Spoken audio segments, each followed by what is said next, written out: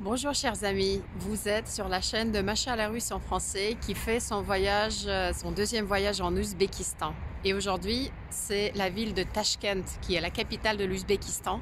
Et pourquoi je suis venue ici? Parce qu'il y a quelque chose de très particulier dans l'architecture de Tachkent qui m'intéresse. C'est un phénomène qui s'appelle le modernisme soviétique de séisme.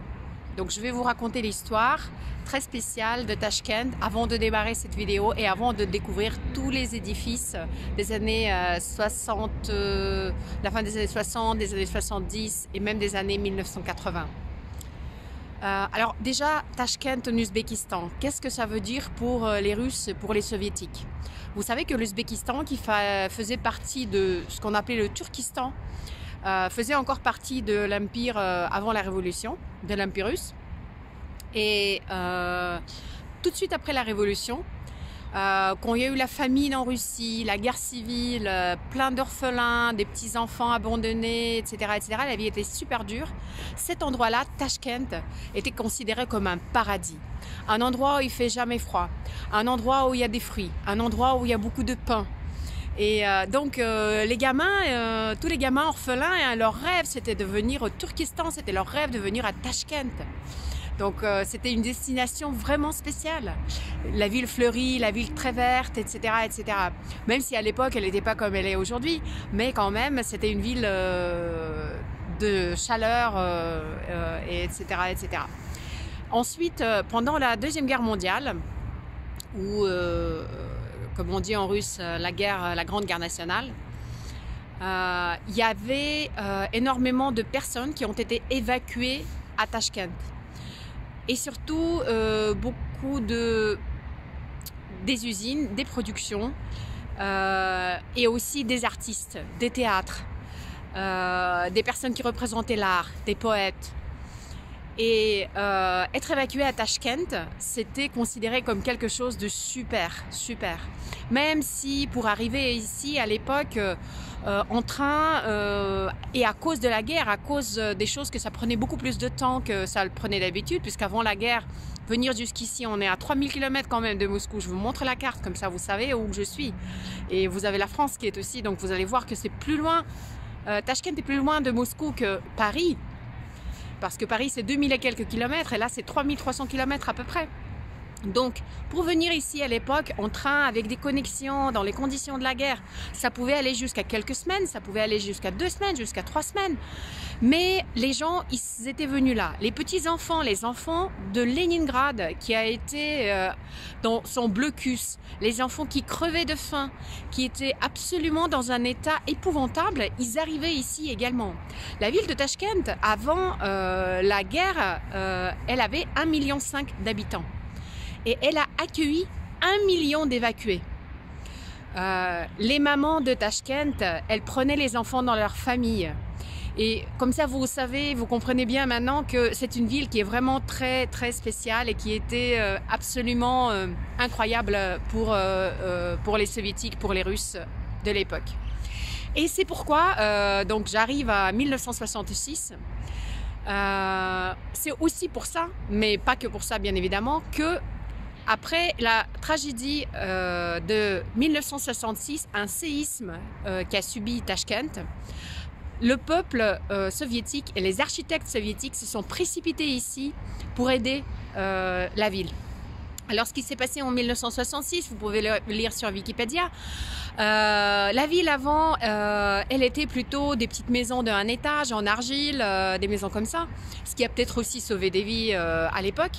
Le séisme, normalement, il n'était pas très fort, 5-6 points, mais l'épicentre se trouvait dans la vieille ville de Tachkent. Il était assez superficiel, à peu près à 3 km de superficie, ce qui a fait que la ville était endommagée comme si c'était un tremblement de terre de 9 points. Il y a eu des morts, pas énormément de morts, heureusement, mais énormément de gens qui sont restés sans abri.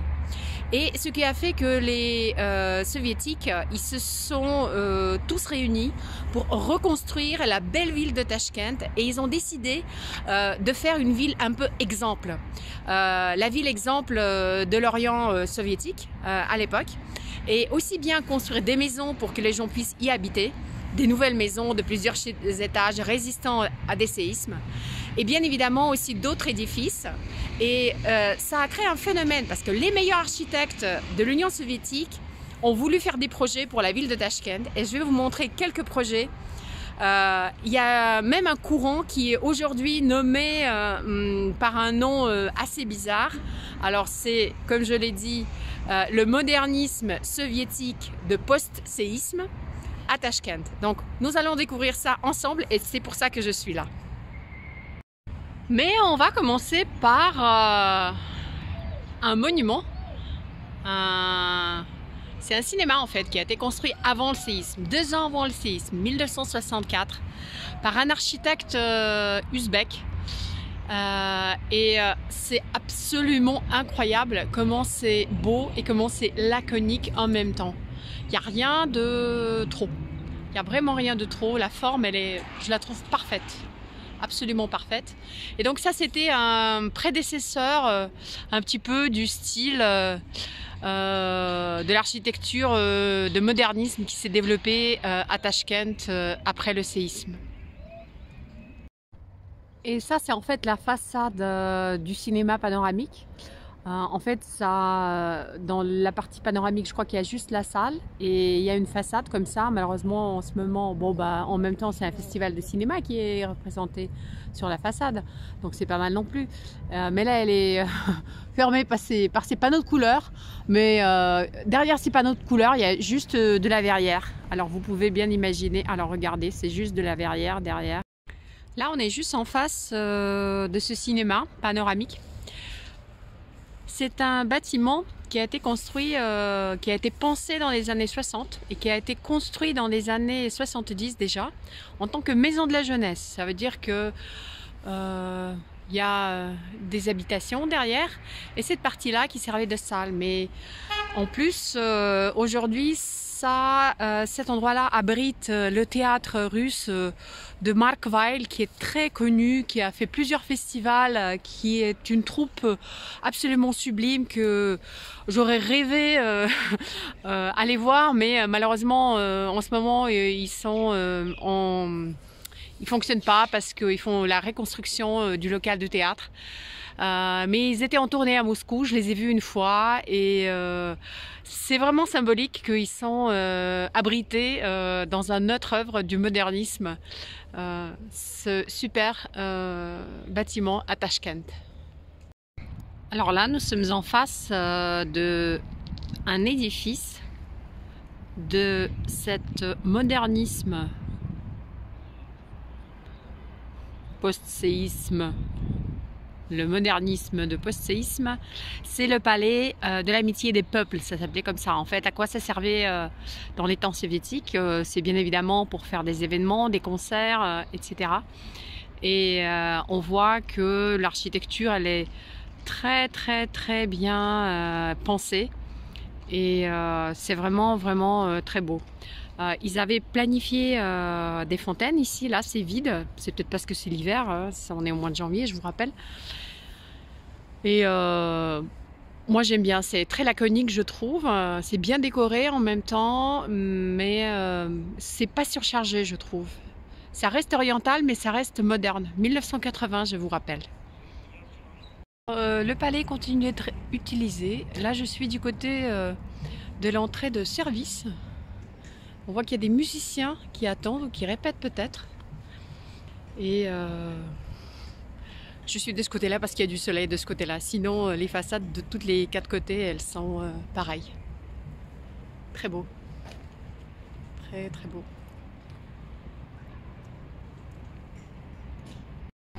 Et de ce côté-là, vous allez voir, le palais fonctionne. Il y a du monde, il y a une queue, il y a un truc pour les enfants. Donc ça continue à servir cette très belle salle. Bon, je ne suis pas une grande spécialiste, mais je crois que le style du modernisme, c'était en Union soviétique un dérivé du style de Le Corbusier. Le Corbusier des années un petit peu plus tard. qui, lui, s'est inspiré aussi du constructivisme soviétique de début des années 20 et 30. Donc en fait, toute cette architecture avec pas beaucoup de détails, très fonctionnelle, ça a toujours tourné entre l'Union soviétique et la France. Donc j'espère que ça vous touche aussi, comme ça me touche moi. Et on va découvrir ensemble encore autre chose dans cette architecture très sympathique que je préfère beaucoup plus, excusez-moi ceux qui aiment les autres styles que le baroque, le rococo ou voilà, vous voyez ce que je veux dire, les dorures, tout ce qui brille, etc., etc. Moi je préfère ça, je préfère la forme et je préfère une forme parfaite. Et là, je suis heureuse de vous présenter le musée de l'histoire de l'Ouzbékistan qui a été au départ musée de Lénine. Et donc tous les matériaux utilisés pour la construction sont extrêmement nobles. On va le voir avec vous de plus près. Alors la date de construction c'est 1970. Il est parfaitement carré et de tous les côtés, c'est le même décor des ornements où on voit un petit peu quelque chose d'oriental. Et tout ça, c'est du marbre. Même les ornements, chaque section, c'est du marbre. Les escaliers, c'est du marbre. Je suis du côté de l'entrée de service. Je vais vous montrer de l'autre côté également. Et c'est impressionnant le travail et l'architecture de ce bâtiment. Bah, peut-être que ça va être un petit peu galère pour laver les fenêtres. Car c'est juste en dessous. Je ne sais pas si pour un musée c'est important beaucoup de lumière, ça dépend de l'exposition bien sûr, mais de l'extérieur ça donne un bel effet. Bon, alors là je suis sur l'escalier principal du musée qui, comme vous voyez, est décoré par du granit, du marbre, etc. L'entrée principale du musée. Bon, peut-être que je change assez souvent, mais mes petits morceaux de vidéo sont assez courts. Ceux qui aiment l'architecture, vous allez peut-être me dire que ça fait beaucoup trop court. Mais ceux qui n'aiment pas, excusez-moi, pour vous ça va être une autre vidéo. Mais celle-là, je l'aime bien quand même. Voilà, ce musée, très bien décoré. J'ai l'impression que le bâtiment, il abrite des nids d'oiseaux.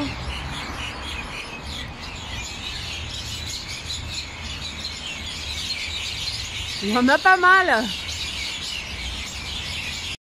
Et enfin le beau bâtiment de la salle d'exposition de l'Académie des Beaux-Arts.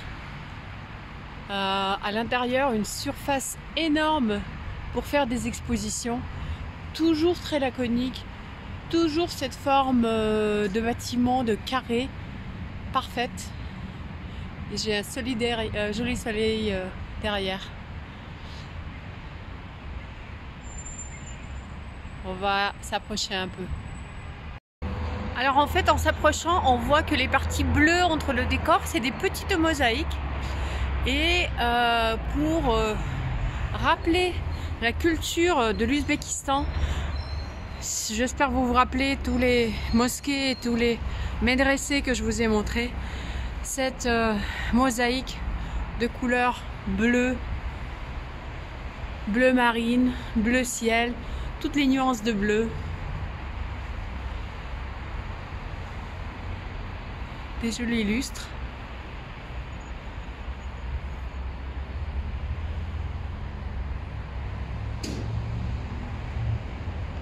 Très belle présentation et j'ai la chance d'avoir la lumière s'allumer juste quand je suis là. Voilà, je suis du côté soleil, mais côté arrière, donc on voit une petite maisonnette sympathique, mais on voit quand même comme c'est beau. Et j'imagine en plein soleil, en été, ça doit être absolument éclatant. Alors la galerie de l'exposition.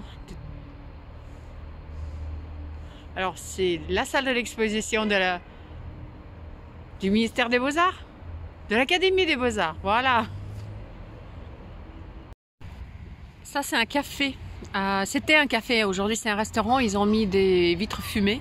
Sinon c'était beaucoup plus transparent à l'époque soviétique et ça s'appelait les coupoles. Donc en fait c'est du modernisme lié à des traditions ouzbèques de marché avec des coupoles, si vous vous en souvenez. On en a vu à Bukhara. Il y a un petit gamin là qui crie. Bon, ça arrive. Et ça, c'est du modernisme soviétique également, cet immeuble. Ça s'appelle la Perle parce qu'à l'époque soviétique, il y avait un magasin de bijouterie qui s'appelait de la même manière, donc c'était à cause de ça. Et je vais essayer de m'approcher, mais apparemment tout ce qui est le plus intéressant, c'est à l'intérieur. Parce qu'à l'intérieur, il y a plusieurs cours. À l'époque soviétique, chaque cour était comme une commune, les gens fêtaient des choses ensemble, ils faisaient le plov, c'était comme une vraie communauté. C'est une architecture très spéciale, mais apparemment c'est assez difficile en exploitation, assez difficile à faire des travaux, mais ça reste très unique. C'est une architecte ouzbek qui a fait ça après le séisme. Donc la maison La Perle. Alors la maison, la Perle, de plus près. La nuit commence à tomber, donc je ne sais pas si c'est assez bien visible. Mais apparemment, il faut vraiment rentrer à l'intérieur et il y a des concierges. J'ai lu ça sur internet. Bah, là, il me semble que je comprends mieux. Alors ça, c'est des cours qui sont en bas. Ça devait être les magasins. Et ça, c'est sur chaque étage. En fait, c'est pas sur chaque étage. Une fois tous les 3 étages, il y a une espèce d'énorme balcon court. Ça doit être ça. Ah oui, et on peut fêter, on peut bien fêter là-dedans. Très intéressant. Très intéressant. Donc là, je vous présente, la tour de télévision avec les 3 grands pieds qui peuvent tenir même un tremblement de terre de 9 points. Et toute jolie, toute belle. Un tout petit peu plus haute que la tour Eiffel, 50 mètres plus haut que la tour Eiffel, mais bien plus jeune. Parce qu'elle a été construite, la construction a été terminée en 1985 et commencée en 1978. Mais c'est aussi du constructivisme, du modernisme soviétique. Oh là là! Et maintenant, je vais vous présenter un hôtel. C'est l'hôtel qui faisait la vitrine de Tashkent. Modernisme soviétique, l'hôtel Ouzbékistan.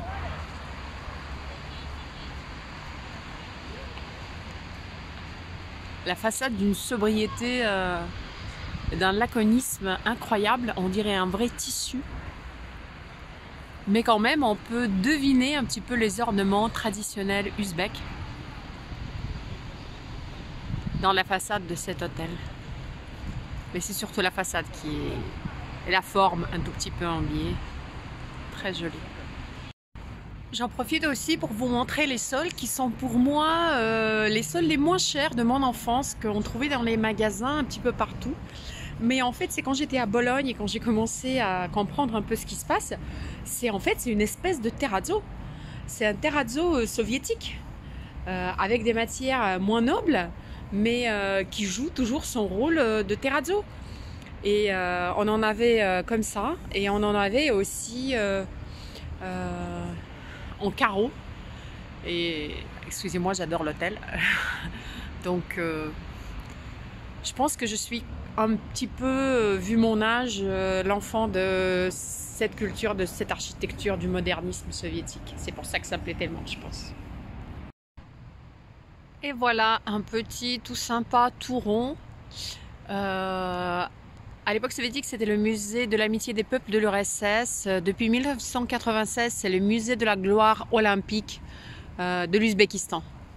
En ce moment, il est fermé le musée parce qu'ils sont en train de rénover un petit peu le musée et les expositions. Ça, c'est déjà 1980-1982 à peu près. Je vous mets la photo comment c'était à l'ouverture. Là, c'est pratiquement dans un parc. Avant, c'était plus exposé au soleil.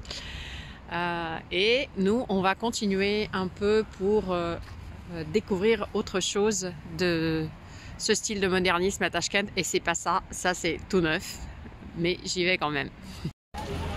Et c'est pas des extraterrestres qui arrivent, non, c'est le bâtiment du cirque. C'est aussi du modernisme russe. Vous voyez sa fonction, mais je vais essayer de vous le montrer de l'autre côté où il est moins dénaturé par des affiches pour que vous puissiez mieux apprécier l'architecture. Et le voilà, qu'est-ce qu'il est beau, regardez! Il est sublime avec son toit tout bleu. Et la galerie, c'est pour protéger mieux les spectateurs qui se trouvent autour de l'arène des rayons du soleil. Et comme ça, ils sont beaucoup mieux à l'intérieur, spécialement en été. Alors, je vous rappelle, la construction du cirque, elle a été terminée vers 1980, mais elle a démarré en 1975, à la place d'un autre cirque qui était là avant le tremblement de terre de 1966. Ça a pris un petit peu de temps, mais ils ont fait quand même. Et on arrive avec vous au dernier point de ma visite. Je sais que comme ça, sur un parking, vu de loin, ça paraît pas quelque chose de moderniste, mais en fait, ça l'est. C'est le marché de Chorsu. Alors un marché, ça a toujours existé aussi, plus ou moins depuis le Moyen-Âge. Et après le tremblement de terre, dans les années 60-70, ils ont décidé de construire un marché dans le style moderniste. Sauf que après, avec tout ce qui est commerce, ça n'a pas mal dénaturé les extérieurs. Mais la plus grande invention de ce marché, c'est la coupole qui n'a aucun support à l'intérieur. Donc je pense qu'on va finir sous cette coupole notre petit reportage sous la pluie à Tashkent. Mais je vous recommande quand même Tashkent sous la pluie que Tashkent en été. Mais en s'approchant plus près, on retrouve quand même la beauté de ce bâtiment principal qui est en fait une sphère posée sur la terre. Et tout ce qui est autour, c'est le marché. C'est un peu bordel, c'est le marché ouvert comme un peu partout au monde. Et je vais aller donc à l'intérieur pour voir comment c'est. Ça c'est donc le marché, il y a des étalages à côté, la citrouille, les melons suspendus, c'est pas les melons de Cavaillon, c'est les melons d'ici. Et là voilà cette grande sphère par l'intérieur, c'est un marché normal, il y a un petit balcon, des vitrines en bas. Et aucun support pour tenir cette énorme construction, je pense que c'est de la ferraille, avec un toit posé dessus. Ah, et ce type de sol que j'adore, ça me rappelle vraiment mon enfance. Terrazzo, gros morceau.